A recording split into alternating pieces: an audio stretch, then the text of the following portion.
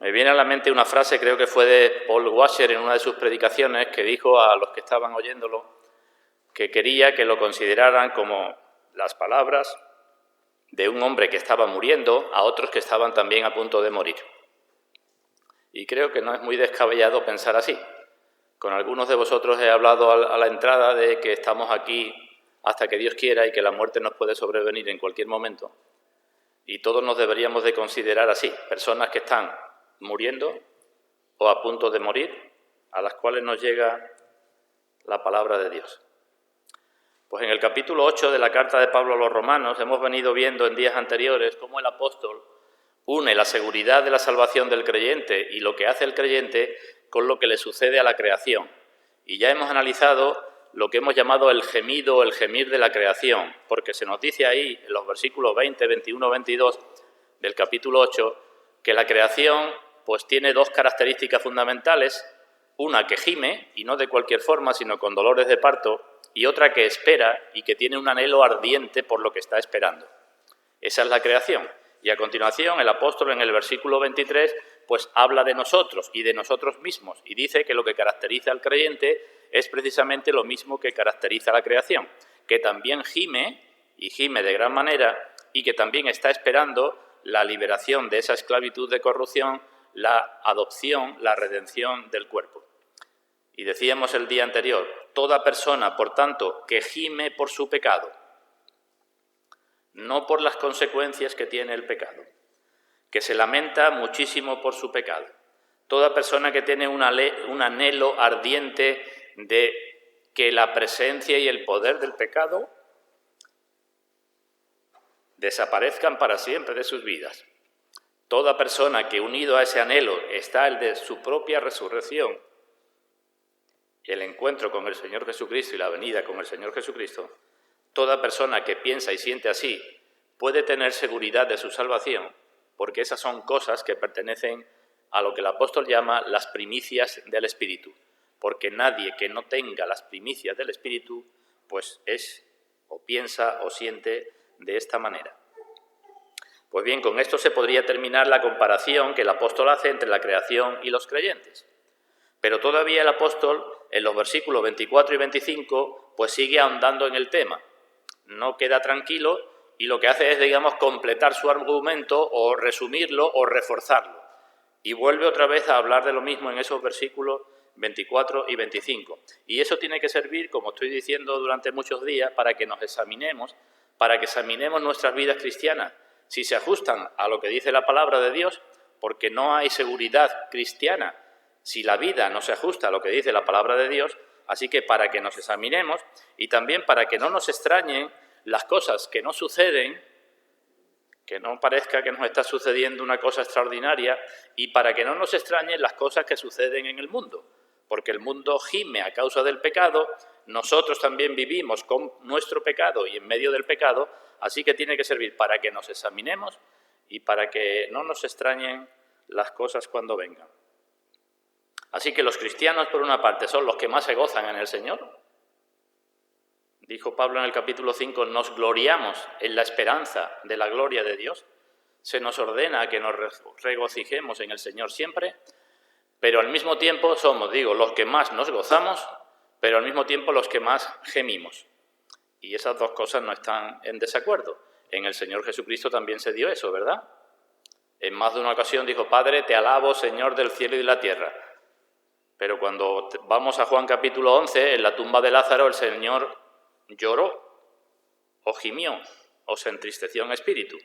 No solamente por el amor que tenía aquella familia, sino porque estaba viendo, pues, las consecuencias del pecado. Y porque conocía cuál fue la creación original de Dios y cómo era la creación ahora después del pecado del hombre. Así que el apóstol va a seguir hablando de la seguridad y de aspectos de la vida cristiana en los versículos 24 y 25. Y estos aspectos son dos fundamentales, ahora lo vamos a leer. Dos aspectos fundamentales en la vida de todo cristiano que se pueden resumir con las palabras esperanza y con la palabra paciencia. Hoy vamos a tocar solamente el primero, si el Señor lo permite otro día hablaremos del segundo, de la esperanza cristiana. Pero antes vamos a leer desde el versículo 22, Romanos 8, 22. Recordamos lo que ya hemos visto en días anteriores. Porque sabemos que toda la creación gime a una, y a una está con dolores de parto hasta ahora. Esa es la condición de la creación. Está con dolores de parto, una condición penosa, pero es una condición que espera un futuro, ¿verdad? Una vez que se produce el parto se acaban los gemidos. Así que está con dolores de parto hasta ahora. Y no solo ella, versículo 23, sino que también nosotros mismos, que tenemos las primicias del Espíritu, o podíamos leer, nosotros mismos, porque tenemos las primicias del Espíritu, porque si no las tuviéramos no se cumpliría lo que sigue a continuación, nosotros que las tenemos o porque las tenemos, nosotros también gemimos dentro de nosotros mismos, esperando la adopción, la redención de nuestro cuerpo. Y ahora en los dos versículos siguientes, digamos, remata su razonamiento y dice, porque en esperanza fuimos salvos. Primera cosa, en esperanza fuimos salvos. Pero la esperanza que se ve no es esperanza, porque lo que alguno ve, ¿a qué esperarlo? Pero si esperamos lo que no vemos, ahí tenemos la segunda palabra, con paciencia lo aguardamos. Vamos a pedir la bendición de Dios. Vamos a orar. Padre nuestro, muchas gracias te damos desde nuestros corazones, porque tú has hecho que tu Hijo, nuestro Señor Jesucristo, sea en nosotros la esperanza de gloria. Gracias por todo lo que eso supone en relación con Él y contigo y por todo lo que eso supone para cada uno de nosotros. No podemos pedir más ni pedir nada mejor de lo que tú has querido darnos y tienes establecido para nosotros. Pero puesto que parte de nuestra salvación es en el futuro, sí que queremos pedirte, Padre, que nos ayudes en nuestras debilidades y que nos des la paciencia que necesitamos para vivir en esperanza.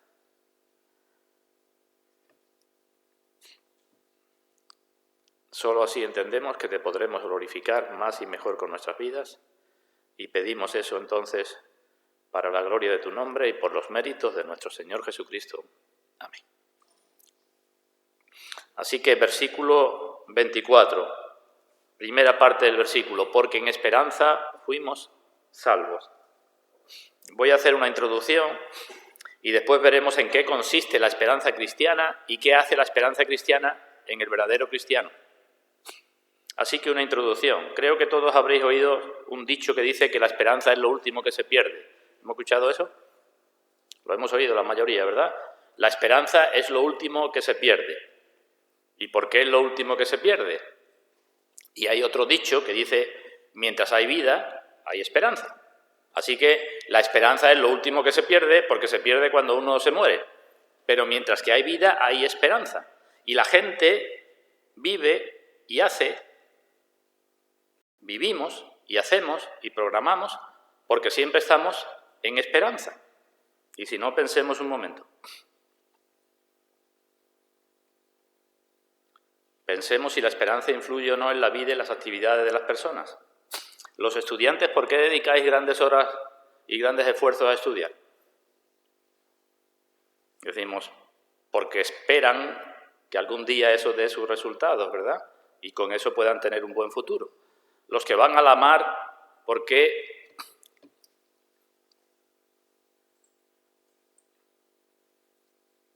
soportan lo que soportan? Porque tienen la esperanza de conseguir una buena pesca y con eso, pues, tener dinero para otras cosas. Los deportistas, ¿por qué se esfuerzan por tantas cosas? Y se empeñan y se privan en sus comidas y en sus paseos. Y decimos, porque tienen la esperanza. ¿Y nosotros por qué vamos al médico? Porque tenemos esperanza. ¿Y por qué educamos a los hijos de una forma determinada? Porque tenemos esperanza. ¿Y por qué hacemos determinadas cosas? porque tenemos esperanza. Y los que invierten su dinero lo invierten porque esperan ganar más dinero con ese dinero. Y así cada una de las actividades podemos pensar que se hacen porque detrás de ellas se están haciendo algo con esperanza. Bueno, pues esto que es normal en la vida es fundamental también para el cristiano en 3 aspectos de sus vidas: en el servicio a Dios, en la obediencia a Dios y en el crecimiento en santidad. Porque, ya hablaremos, sin esperanza es muy difícil que una persona sirva a Dios, es muy difícil que una persona obedezca a Dios, es muy difícil que una persona crezca en santidad. Está claro que nos podemos engañar con las esperanzas del mundo. El mundo es muy apropiado para eso. El mundo nos ofrece determinadas cosas que luego no se cumplen porque el mundo no puede darlas. Y muchos se empeñan en conseguir la felicidad con las cosas del mundo, cuando Juan dice en su primera carta que no amemos al mundo ni las cosas del mundo, porque el mundo pase sus deseos, y Salomón dice que todo es vanidad y aflicción de espíritu.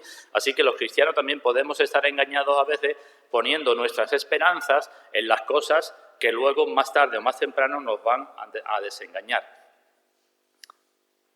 Y yo pregunto, ¿no será por falta de esperanza que hay cristianos que no sirven a Dios? ¿O que se cansan muy pronto de servir a Dios cuando viene el primer problemilla o el primer peligro? ¿Que se desmoralizan muy pronto y que están, digamos, incluso con el riesgo de ser llamado por el Señor siervo inútil? ¿Nos acordamos de aquel siervo inútil que escondió su talento y no quiso hacer nada con él, y al final el Señor dijo al siervo inútil echarlo a las tinieblas de afuera? Así que creo que la esperanza es fundamental. Nuestro amor a Dios y nuestra gratitud a Dios nos llevan a hacer determinadas cosas. Pero si no tuviéramos esperanza, el amor y la gratitud a Dios difícilmente nos pueden mantener siempre en el camino cristiano. Hemos visto en este capítulo que los cristianos tenemos muchísimos privilegios. Hemos sido hechos hijos de Dios, somos guiados por el Espíritu, se nos ha dado el Espíritu por el cual clamamos Abba Padre, somos herederos, tenemos muchísimos privilegios.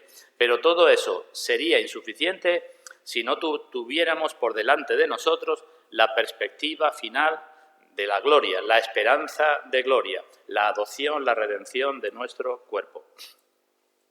Por eso en el versículo anterior dijo que esperamos la adopción, la redención de nuestro cuerpo. Así que, ¿qué dice el apóstol aquí? Que gemimos, es lo que hemos leído, y es normal que se gima, porque en esperanza fuimos salvos. También se puede traducir porque para esperanza fuimos salvos. No es muy claro el original, pero la idea es prácticamente la misma. En esperanza fuimos salvos, para esperanza fuimos salvos. Nuestra salvación es en esperanza, nuestra salvación es para esperanza, no es por esperanza, porque no somos salvos por la esperanza, ¿verdad? Somos salvos por medio de la fe, ¿no? Por gracia sois salvos, por la fe o por medio de la fe, y esto no es de vosotros, es un don de Dios para que nadie se gloríe. Así que no somos salvos por esperanza, somos salvos por la fe. Y aunque son dos cosas distintas, están muy unidas y las dos van siempre juntas. Y normalmente cuando una crece, la otra también crece. Una fe sin esperanza, ¿qué nos parece que es? Pues una fe muy débil, ¿verdad? Y una esperanza que se piensa que es sólida sin una fe verdadera, pues en realidad tampoco tiene ningún fundamento para que exista como esperanza. Así que hemos sido salvos así, esa es nuestra salvación, en esperanza fuimos salvos. Pero fijémonos que fuimos salvos, hay dos cosas, en esperanza fuimos salvos. Fuimos, ¿qué tiempo verbal es? Y decimos, pasado, ¿verdad?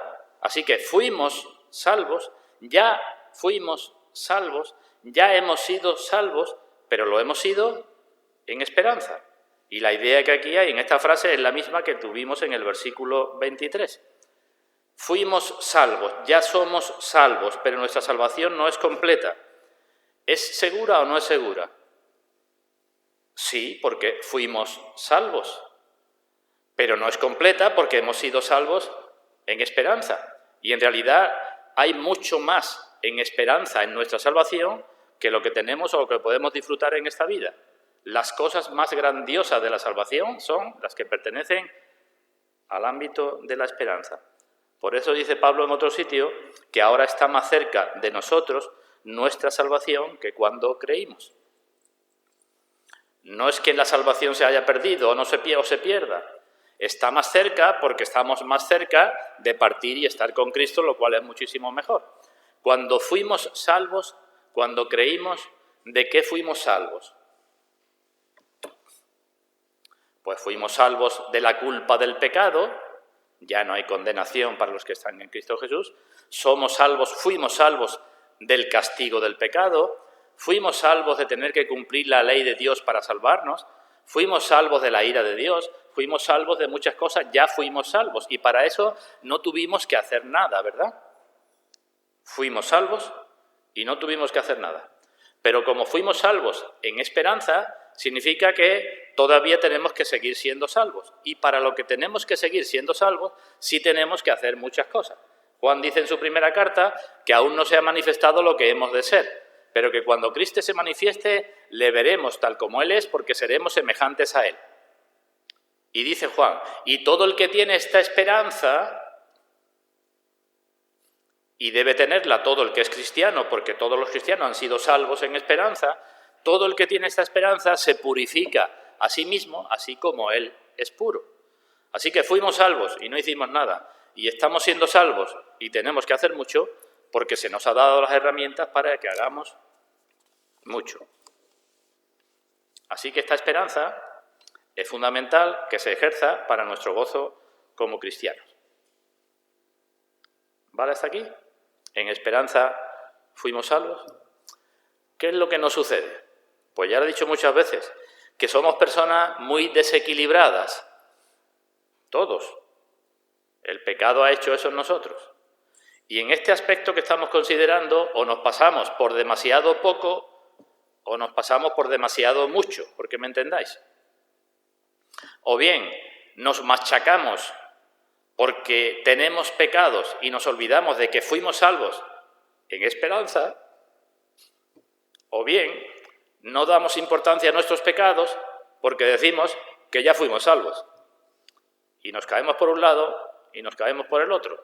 Y tenemos que guardar el equilibrio de ambas cosas. Fuimos salvos, bendita seguridad y gran privilegio, pero fuimos salvos en esperanza. Hay algunos que dicen, es que eso es cuestión de orgullo. El que dice que es salvo, eso es orgullo. Nadie puede decir que es salvo. La Biblia dice que sí. No es cuestión de orgullo. Algunos dicen, es que solamente podemos decir que esperamos ser salvos. No, aquí dice el apóstol, fuimos salvos, pero lo fuimos en esperanza.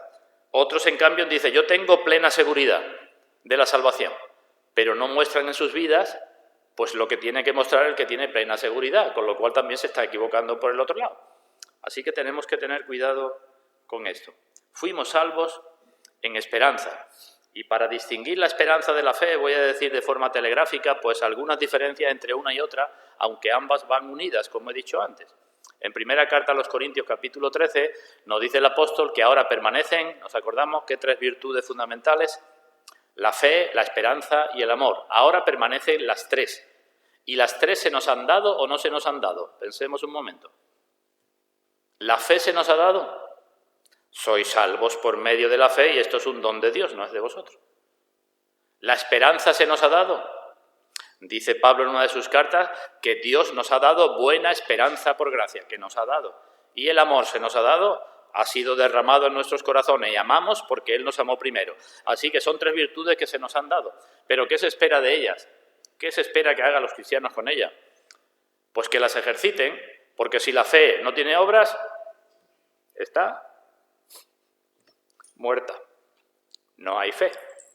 Si la esperanza se pierde de vista, si no hay esperanza, entonces estamos viviendo como los incrédulos que están sin esperanza y sin Dios en el mundo. Y si no vivimos en amor y practicando el amor, pues estamos fallando en otro aspecto que es fundamental, porque hemos sido llamados para amar incluso a nuestros enemigos. Ahora permanecen las 3. Dentro de un tiempo permanecerá solo el amor, porque cuando partamos de aquí ya no habrá sentido para la fe y para la esperanza. Pero ¿qué diferencia hay entre la fe y la esperanza? Pues os digo algunas cosas. La fe mira más las cosas de la palabra que pertenecen a esta vida, mientras que la esperanza mira más a las cosas que pertenecen a la otra vida. La falta de fe, lo que es lo mismo la incredulidad, ¿cómo lo considera la Escritura? El pecado de incredulidad. Pues un gran pecado, por eso no entraron los israelitas en la tierra prometida. Así que la falta de fe es un gran pecado. ¿Y la falta de esperanza? Podemos decir también, pero se puede decir que también es una debilidad de la persona que tiene falta de esperanza.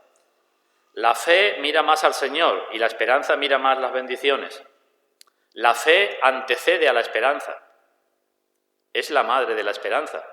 Empezamos siendo salvos por fe. Pero la esperanza, una vez que se ejercita, sirve mucho para consolidar la fe. La fe es la certeza de lo que se espera, dice Hebreos capítulo 11. La fe es la certeza y la esperanza es el deseo de lo que se espera. ¿Entendemos la diferencia? Una cosa es que me lo crea, la fe tiene más que ver con la cabeza y la esperanza tiene más que ver con el corazón y los sentimientos y los deseos. La fe es un convencimiento intelectual, la esperanza es un apetito, un deseo. La fe abarca las cosas pasadas, presentes y futuras. La esperanza solamente tiene que ver con las cosas futuras, no con las pasadas ni con las presentes.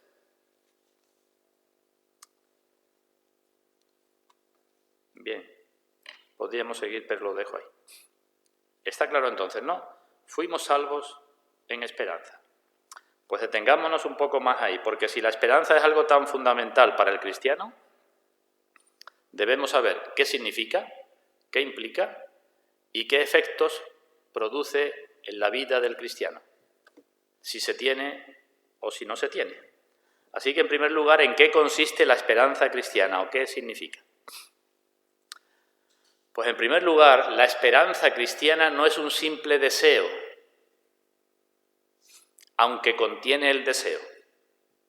Mucha gente tiene esperanza y deseos que no son más que el anticipo de la decepción que le va a venir luego, porque su esperanza no tiene fundamento. Así que la esperanza cristiana no es un simple deseo, que puede que se cumpla o puede que no se cumpla. De la esperanza cristiana se habla en la Biblia de otra manera. Y vamos a ver dos pasajes para comprobar cómo se nos describe esa esperanza. El primero lo leemos en la primera carta de Pablo a los tesalonicenses en su capítulo 5. Primera Tesalonicenses, capítulo 5. Versículo 8.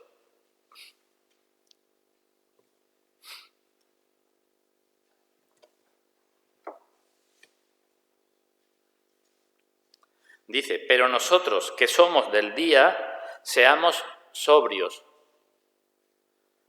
Acabamos de leer esta palabra también en lo que le dice Pablo a Timoteo en su segunda carta, ¿verdad? Y hay otros muchos pasajes donde se nos dice que los cristianos debemos vivir con sobriedad, que debemos ser sobrios. ¿Y por qué muchos cristianos no viven con sobriedad? Y decimos porque viven con poca, por lo menos, esperanza. Y parecen que lo que quieren, lo más importante es exprimir el mundo, sacar de aquí todo lo que se pueda, porque lo otro no se sabe. La esperanza cristiana no es así. Siempre se nos dice que los cristianos seamos sobrios. Y ahora dice, habiéndonos vestido, fijémonos las dos imágenes que utiliza, con la coraza de fe y de amor y con la esperanza de salvación como yelmo. Están las tres virtudes fundamentales unidas también. La fe, el amor y la esperanza, pero utiliza dos imágenes y dice que nos pongamos la coraza. ¿Sabemos lo que es la coraza? Pues aquello que se ponían los soldados en el pecho, en la espalda, para no ser heridos con los golpes. Tenemos que tener una coraza de fe y de amor. De fe para no claudicar y de amor porque muchas veces cuesta mucho amar. Si se nos rompe la coraza, difícilmente estaremos con fe y con amor. Pero en cuanto a la esperanza dice que nos pongamos la esperanza de salvación como yelmo. Y el yelmo era otro instrumento que se ponía en la cabeza. Así que aquí está hablando de que en la cabeza necesitamos, así como necesitamos la coraza, para aquellas cosas que nos vengan a la cabeza, que pueden ser problemas, tentaciones, aflicciones o lo que sea, para esas cosas necesitamos estar con el yelmo de la esperanza.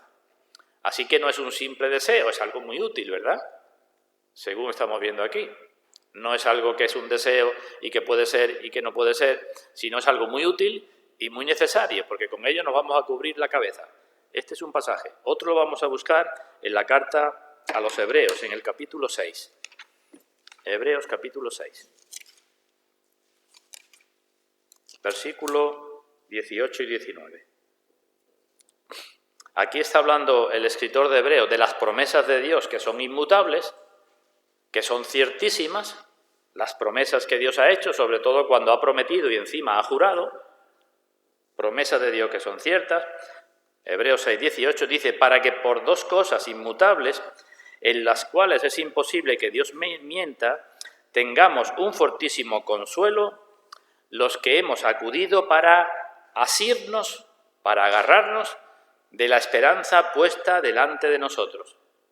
Las promesas de Dios son para que tengamos consuelo los que nos agarramos a la esperanza puesta delante de nosotros. Dice, la cual tenemos como segura y firme ancla del alma y que penetra hasta dentro del velo.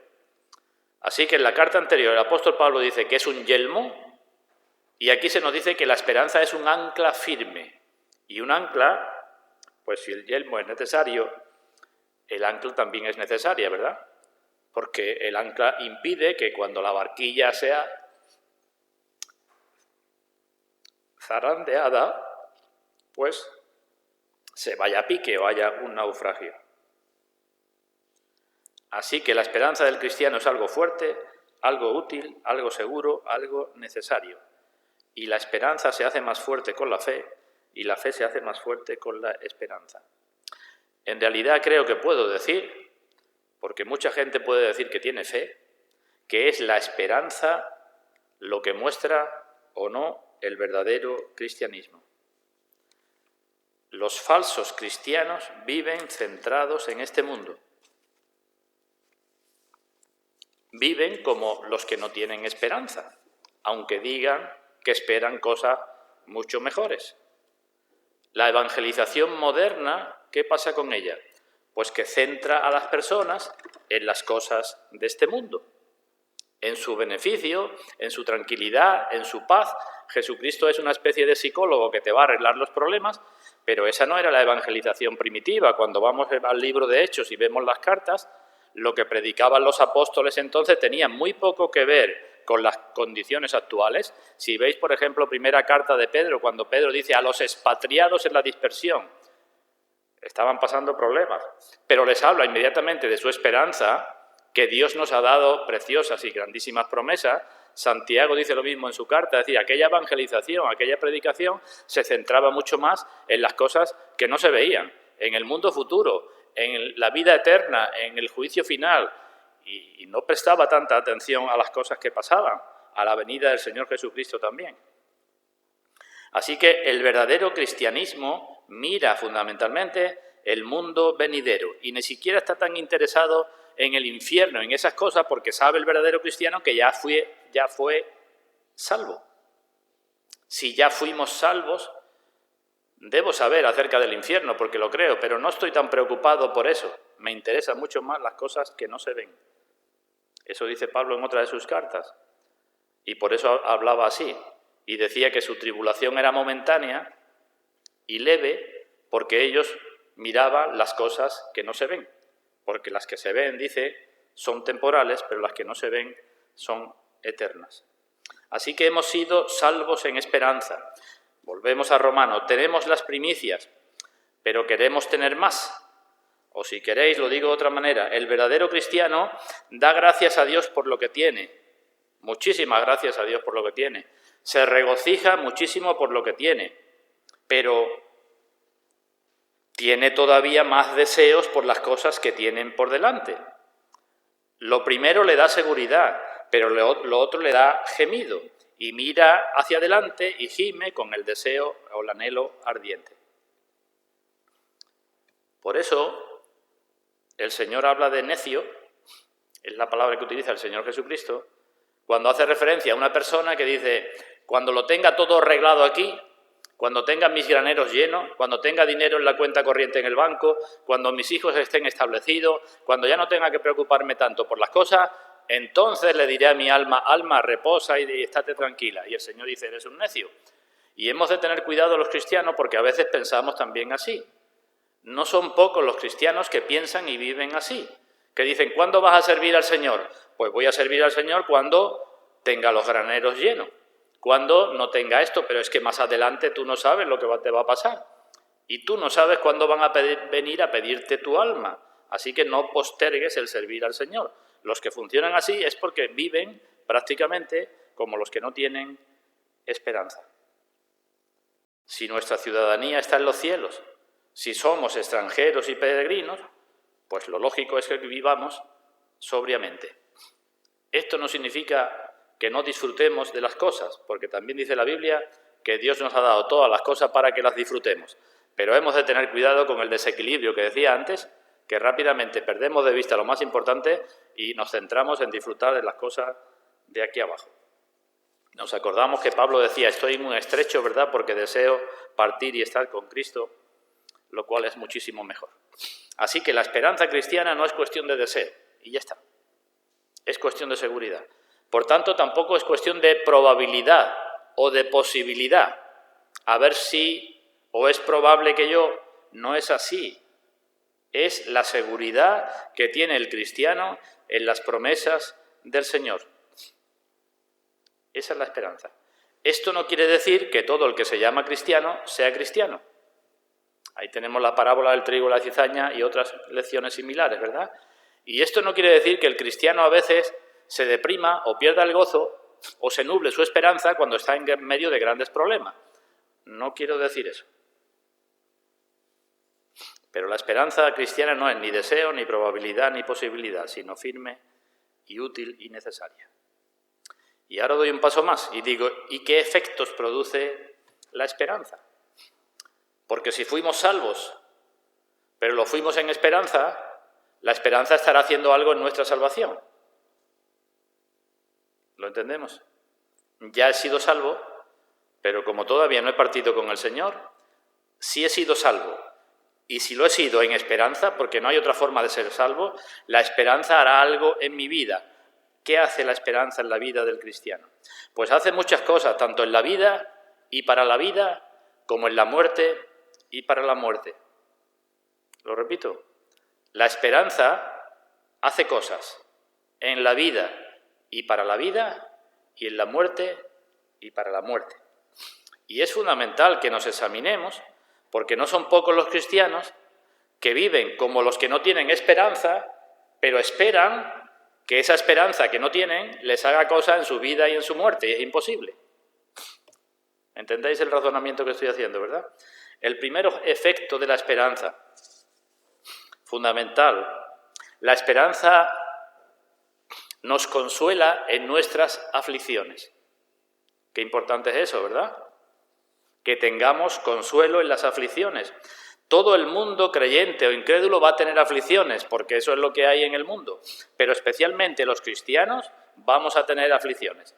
Dice Pablo, está recogido en el libro de Hechos, que es necesario que a través de muchas tribulaciones entremos en el reino de Dios. El cristiano entrará en el reino de Dios a través de muchas tribulaciones. Por tanto, si en esta vida solamente esperamos en Cristo, dice Pablo, somos los más dignos de conmiseración de todos los hombres. Así que es un arma fundamental en las luchas de la vida y en los problemas de la vida. ¿Tenéis abiertos Romanos? Capítulo 8, versículo 18, que ya comentamos. Dice el apóstol: tengo por cierto que las aflicciones del tiempo presente, esto que estoy diciendo, no son comparables con la gloria venidera que en nosotros ha de manifestarse. ¿Vemos cómo la esperanza consuela en las aflicciones? Tengo muchas aflicciones, dice el apóstol. Es lo que mantuvo a Pablo durante toda su vida, ¿no? Y es lo que ha mantenido a tantos cristianos. Y no porque tuvieran una gracia excepcional, sino porque vivían en esperanza. Así que la esperanza consuela en nuestras aflicciones. Si perdemos de vista la esperanza, si perdemos de vista las cosas que no se ven, poco consuelo tendremos en las aflicciones. ¿Qué dijo el Señor en la última bienaventuranza? Bienaventurados los que padecen persecución por causa de la justicia. Bienaventurados seáis o sois cuando por mi causa os vituperen, os persigan, digan toda clase de mal contra vosotros, mintiendo. Esos son aflicciones, ¿verdad? Os vituperen, os persigan, mientan, digan. Y el Señor dice, gozaos y alegraos. ¿Por qué? Por vuestra esperanza. Gozaos y alegraos porque vuestro galardón es grande en los cielos.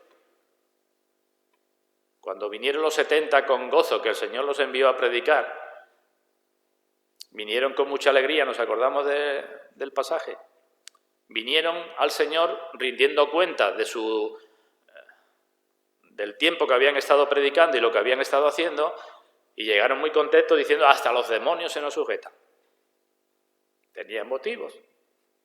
Se habían convertido gente y los demonios, ellos los expulsaban. Pero el Señor, que les dijo, no os alegréis por esto, regocijaos más bien porque vuestro nombre está escrito en los cielos. Regocijaos, esto es importante, pero mucho más importante es el futuro de esperanza. Y como Satanás conoce esto y nos conoce a nosotros, pues cuando vienen las aflicciones, intenta que nos centremos más en las aflicciones y que perdamos de vista aquellas cosas que pertenecen a la esperanza. Acompañadme al libro de los Salmos, Salmo 27.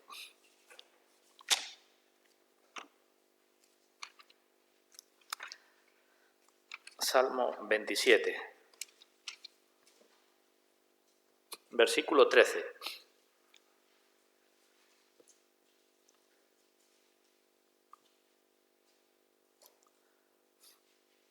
Dice David, hubiera yo desmayado, y dice cualquier cristiano, y yo también, hubiera yo desmayado si no creyese que veré la bondad de Jehová en la tierra de los vivientes.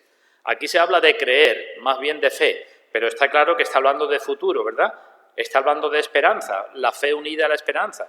Hubiese yo desmayado, podía haber escrito también, si no tuviese la esperanza de ver la bondad de Dios en la tierra de los vivientes. Y por eso dice, aguarda a Dios, no pierdas tu esperanza. Y mientras tanto, esfuérzate y aliéntese tu corazón. Sí, espera a Dios. Así que la esperanza es el ancla en las aflicciones. La esperanza es el yelmo para mantenernos firmes. Y repito lo de antes, esto parece que no se lo creen algunos que se llaman cristianos. Viven como los que no tienen esperanza, pero luego esperan que van a tener consuelo cuando vengan las aflicciones. Y esto no puede ser. Si vivo sin esperanza, cuando venga el momento de usar esa esperanza que no tengo, no voy a tener consuelo en medio de las aflicciones. Eso es una cosa que hace la esperanza. Segundo efecto de la esperanza, está relacionado con lo anterior. No solamente nos consuela, sino que nos sostiene, que también es importante, ¿verdad? Nos consuela y nos sostiene en medio de los conflictos. El apóstol Pablo escribió en una ocasión que tenía de fuera conflictos y de dentro temores. ¿Nos acordamos de esa expresión? Pues eso es aplicable a todos los cristianos, ¿verdad? Más tarde o más temprano, un día sí y otro no, tenemos de fuera conflictos y de dentro temores. A veces los asaltos de fuera o los asaltos de dentro son violentos, son fuertes, pero la esperanza es el ancla que nos sostiene en medio de nuestros conflictos. En la carta a los Hebreos, cuando se habla del capítulo 11 en los héroes de la fe, dice el escritor que aquellos hermanos, el despojo de sus bienes, sufrieron con gozo. Entre otras cosas, perdieron sus bienes. Y nos preguntamos, ¿por qué? Y contesta el escritor, porque tenían una mejor y perdurable herencia en los cielos. Es decir, la esperanza que tenían los sostuvo cuando perdieron con alegría sus bienes. En la vida del cristiano se pueden perder los bienes muchas veces y de muchas formas. Y sigue diciendo que otros experimentaron vituperios y azotes y cárceles y fueron apedreados y angustiados, maltratados. Dice muchas cosas de aquellos héroes de la fe. ¿Y por qué siguieron así en medio de tantos conflictos sostenidos? Y decimos por la esperanza, porque se consideraban extranjeros y peregrinos, nos dice ahí en Hebreos capítulo 11. Así que si la esperanza es tan fundamental en la vida normal, los que habéis sido agricultores alguna vez, quizá hayáis tenido que estar en el campo trabajando, lloviendo y pasando frío. No una lluvia pasajera, sino horas lloviendo, o con mucho calor en el verano, o con lo que sea. ¿Y todo por qué? Porque se tiene la esperanza incierta, porque no es una esperanza segura, incierta de que luego va a venir la cosecha. Uno es capaz de soportar penalidades y conflictos, pues mucho más en el cristiano, porque la esperanza del cristiano es firme y está depositada en la palabra de Dios. ¿Me seguís? Cuando vengan los problemas por las atracciones del mundo, ¿cómo luchamos? ¿Cómo vencemos? Y decimos, por la esperanza, porque le podemos decir al mundo, vuestros placeres no son tan buenos, no son los mejores. Cuando vengan los problemas por seguir al Señor, podremos decirle a Satanás, los problemas no son los mayores, no son los más grandes, voy a seguir siguiendo al Señor, voy a seguir en este camino. ¿Por qué? Por la esperanza, porque tengo esperanza de cosas mejores que no las que ahora tengo. Pues digo lo mismo que antes, esto parece que no lo creen algunos cristianos y viven como los que no tienen esperanza y creen que se van a mantener firmes cuando vengan los grandes conflictos. Y no van a tener consuelo ni se van a mantener firmes. Tercer efecto que hace la esperanza. La esperanza nos anima y nos fortalece en el servicio a Dios. Por eso digo que hay muchos cristianos que viven como los que no tienen esperanza. Repito, ¿va a venir problemas? Van a venir aflicciones, van a venir conflictos, van a venir conflictos. ¿Y cómo nos mantenemos firmes y sirviendo al Señor? Pues simplemente por la esperanza. ¿Qué se dice de Moisés en Hebreos capítulo 11? Que escogió ser maltratado con el pueblo de Dios antes que gozar de los deleites temporales del pecado. Moisés dijo, mi vida es esta, no quiero tantos goces y tantos placeres y quiero ser maltratado. ¿Y por qué? Dice, porque tenía por mayores riquezas, ahí está la esperanza, el vituperio de Cristo, porque tenía la mirada puesta en el galardón. La esperanza lo mantuvo y mira que Moisés pasó, ¿verdad? Y lo mismo podemos decir del Señor Jesucristo en Hebreos 12, cuando se nos dice que corramos con paciencia la carrera puesta delante de nosotros. Hemos de correr con paciencia la carrera. ¿Y dónde hemos de poner los ojos? En Jesús, el autor y consumador de la fe. ¿Y qué se nos dice de Él? Que por el gozo puesto delante de Él, la esperanza, sufrió la cruz. Se mantuvo en lo que tenía que hacer por el gozo puesto delante de Él, por la esperanza. Así que es el único modo de ser consolados en las aflicciones, de ser sostenidos en las aflicciones y de ser animados en nuestros servicios, porque hemos de reconocer que el servicio a Dios muchas veces se hace duro y cansa, porque hay mucho desagradecimiento y muchos problemas por ello, pues la esperanza es la que nos mantiene en el servicio. En otro lugar dice que renunciemos a la impiedad y a los deseos mundanos y vivamos en este siglo, de nuevo, sobria, justa y piadosamente, aguardando la manifestación bienaventurada de nuestro gran Dios y Salvador Jesucristo. La esperanza es la que nos hace estar firmes y constantes en la obra del Señor. La esperanza es la que nos hace ver que nuestro trabajo en el Señor no es en vano. La esperanza nos hace mirar al Señor, que no es injusto para olvidar nuestro trabajo. Pero una y otra vez se nos dice que no seamos como los perezosos, que tengamos cuidado, que nos examinemos, sino que imitemos a aquellos que por la fe y la esperanza heredan las promesas. Y esto, repito, parece que no lo creen algunos que se llaman cristianos. Porque para ellos, como no tienen esperanza, viven como los que no tienen esperanza, pues nunca llega el momento de servir a Dios y a sus hermanos. Cuando llegue el problema no tendrán consuelo. Cuando llegue la aflicción no tendrán sostén. Pero en la vida de cada día no sirven porque no hay esperanza.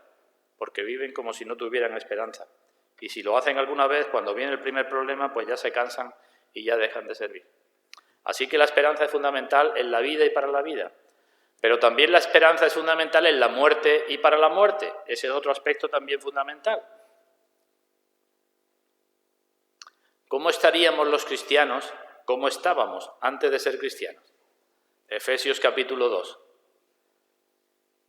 Éramos ajenos a los pactos de la promesa, no teníamos nada que ver con las promesas de Dios, alejados de la ciudadanía de Israel, sin esperanza y sin Dios en el mundo. Pero ahora ya fuimos salvos en esperanza. Y decimos, qué gran bendición, que fuimos salvos en esperanza. ¿Qué pasa con no poca gente cuando la muerte se acerca a sus vidas? Algunos intentan capear el temporal lo mejor que pueden, pero hay muchos que se deprimen, que se angustian y que se llevan meses o años malos porque se ha muerto alguien muy querido, alguien muy cercano, ha venido una muerte inoportuna. ¿O qué pasa cuando ven que sus cuerpos se deterioran y la muerte se acerca a ellos mismos? Porque todos nos estamos deteriorando, ¿verdad? Y tenemos la muerte cada vez más cerca. Pues, ¿qué nos dice la palabra de Dios? Que no nos entristezcamos como aquellos que no tienen esperanza. Porque si creemos que Jesús murió y resucitó, Dios traerá con Jesús también a los que durmieron con él. Y termina el apóstol en esa frase diciendo, por tanto, alentaos los unos a los otros con estas palabras. Es decir, con respecto a la muerte, dice el Señor, alentémonos los unos a los otros con estas palabras. La Biblia habla de muchas cosas que tenemos que hacer los unos con los otros, ¿verdad? ¿Qué debemos de hacer los unos con los otros? ¿Me lo decís? Debéis decirme por lo menos 10 cosas, ¿no? Exhortarnos los unos a los otros, amarnos los unos a los otros, sobrellevarnos los unos a los otros, perdonarnos los unos a los otros, estimularnos al amor y a las buenas obras, exhortarnos para que nadie se endurezca por el engaño del pecado. Pero también dice la Biblia, en este pasaje que acabo de citar, que debemos alentarnos los unos a los otros con la esperanza puesta delante de nosotros si verdaderamente hemos sido salvos. Es la esperanza lo que lleva a morir de forma como todos nos gustaría morir. ¿Qué decía el falso profeta Balaam? Muera yo la muerte de los rectos. Qué bien, ¿verdad? He visto morir a verdaderos cristianos y los he visto morir con gozo y con paz. Ojalá tenga yo la muerte de los rectos. Pero ¿y tu vida? ¿Tu vida no quieres que sea la de los rectos? Un hermano nuestro lo vimos morir con satisfacción. ¿Verdad, Pepa? Y otra persona, íntimo amigo suyo, un poco de tiempo antes,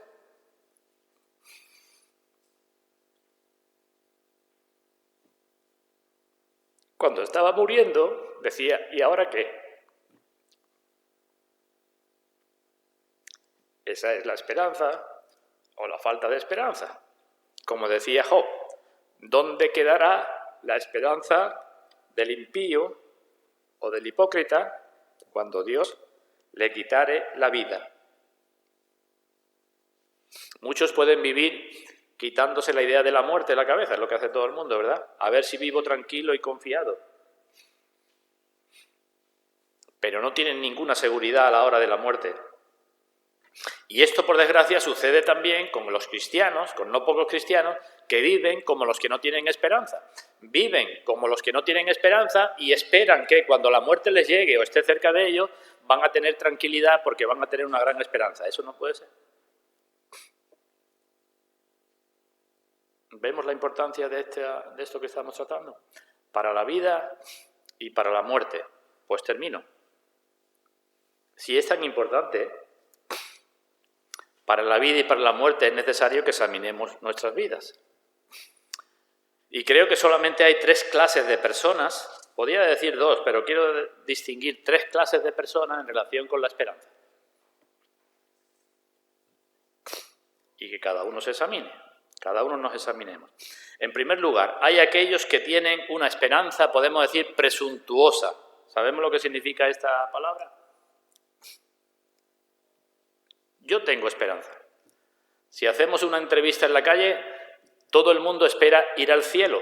Todo el mundo tiene esperanza, ¿verdad? Algunos se burlan y dicen, bueno, si voy al infierno allí voy a estar bien, porque voy a estar de juerga, pero en realidad no piensan muy bien lo que están diciendo. Pero en el fondo dicen, bueno, como Dios es como es, si alguien va al cielo, yo también iré al cielo. Eso es una esperanza presuntuosa, porque ¿en qué se basa esa esperanza? En nada, ¿verdad? Acompañadme a primera carta de Pedro, capítulo 3. Primera carta de Pedro, capítulo 3, versículo 15.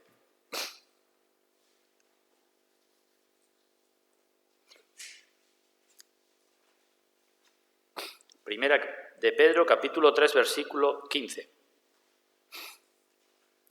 Bueno, leo también el 14. Dice, Primera Pedro 3, 14. Mas también si alguna cosa padecéis por causa de la justicia, bienaventurados sois. Por tanto, no os amedrentéis por temor de ellos ni os conturbéis. Está hablando de problemas. Sino santificad a Dios el Señor en vuestros corazones. Y estad siempre preparados para presentar defensa con mansedumbre y reverencia ante todo el que os demande razón de la esperanza que hay en vosotros. Une la esperanza con la vida en santidad y dice que el cristiano debe estar preparado para cuando alguien pregunte, oye, ¿tú por qué vives así? ¿Cuál es tu esperanza? Que tú le puedas hablar de cuáles son los argumentos de tu esperanza. Y eso, digo, por desgracia, es algo que no pueden hacer muchísimas personas y también algunos que se consideran cristianos o medio cristianos y que piensan que van a ir al cielo. ¿Cuál es el argumento de tu esperanza? Cuando yo te diga, ¿tú por qué dices que tienes esperanza de ir al cielo? ¿En qué te vas a basar? ¿En qué nos vamos a basar nuestra esperanza? ¿En qué la basamos? Pues igual que la fe, igual que todas las cosas, es lo que dice la palabra de Dios. No podemos basar la esperanza en otra cosa, pero si alguien tiene verdadera esperanza puede dar razones de por qué tiene esa esperanza. La esperanza va unida a otras virtudes. La esperanza va unida a la fe, la esperanza va unida a la santidad, la esperanza va unida al celo por las cosas del Señor, la esperanza va unida al servicio. Si una persona ve estas cosas en su vida, tiene razones y argumentos para su esperanza. Miremos un salmo, Salmo 130. Salmo 130, versículo 5.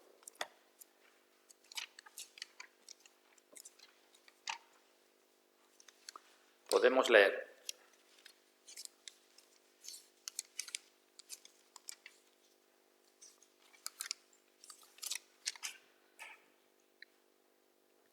Salmo 135. Esperé yo a Yahvé, a Dios, esperó mi alma. En su palabra he esperado. ¿Veis? La esperanza, en su palabra he esperado. Mi alma espera al Señor más que los centinelas a la mañana, más que los vigilantes a la mañana. Espere Israel a Dios, porque en Dios hay misericordia y abundante redención en Él, y Él redimirá a Israel de todos sus pecados. Esa es la base de nuestra esperanza. Lo que dice la palabra de Dios, lo que dice Dios, cómo es Dios, lo que Dios ha dicho que va a hacer. Así que no es una probabilidad. Yo no sé cuántos de vosotros en esta mañana, que somos muy pocos, tiene esta esperanza que puedo llamar presuntuosa. Una esperanza sin base en la palabra de Dios.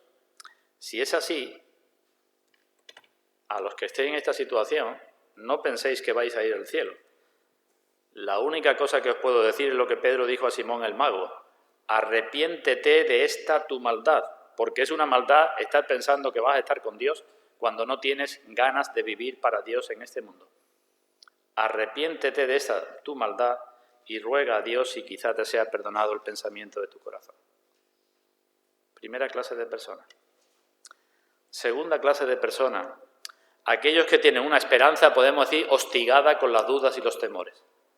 También puede ser, ¿verdad? Tienen una verdadera esperanza, tienen base para su esperanza, pero no tienen el gozo de la esperanza y tienen muchas dudas y temores. ¿Por qué puede suceder esto?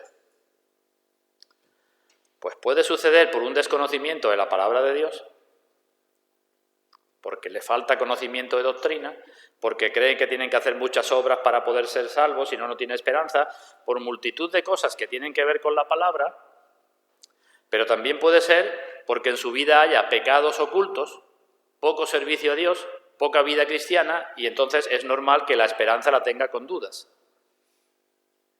Entendemos lo que estoy diciendo, ¿verdad? Estoy hablando de verdaderos cristianos en los dos casos. La primera clase de personas, digo, personas que no creen, que creen que su esperanza es cierta, pero no se basan en nada. Segunda clase de personas, cristianos, pero cristianos que no andan como deben de andar, y entonces su esperanza es dudosa, o cristianos que no saben lo que tienen que saber, y su esperanza también es dudosa. ¿Qué decir a unos y a otros? Pues si es por falta de sabiduría o de conocimiento, creced en la gracia y en el conocimiento. Dedica tiempo a ver qué dice el Señor en su palabra. Y si es porque hay pecado oculto, pues digo igual que antes a Simón el Mago, arrepiéntete de esta tu maldad, porque es imposible de que tengas una esperanza cierta. Igual la de las personas que piensan que se salvarán como por fuego, que dice la Escritura, ¿verdad? Algunos se salvarán como por fuego. Los que se conforman con eso, con decir, yo me salvaré como por fuego, ¿qué podemos decir de su esperanza? Pues que es muy peligrosa, ¿verdad? Yo me voy a conformar con salvarme como por fuego. Cuando el apóstol Pedro dice que hagamos firme nuestra vocación y elección y que añadamos muchas cosas a nuestra fe para que tengamos una amplia entrada en el cielo. Y algunos dicen, bueno, yo me salvaré como por fuego. Pues a lo mejor no tienes esperanza más que una esperanza presuntuosa, como decía antes.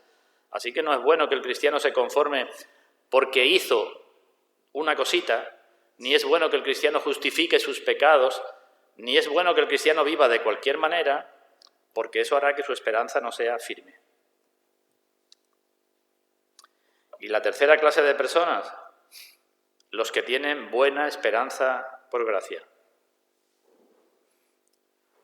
Si algunos la tenemos, debemos dar muchas gracias a Dios por ello, debemos estar muy contentos con ello y debemos esforzarnos por servir a Dios.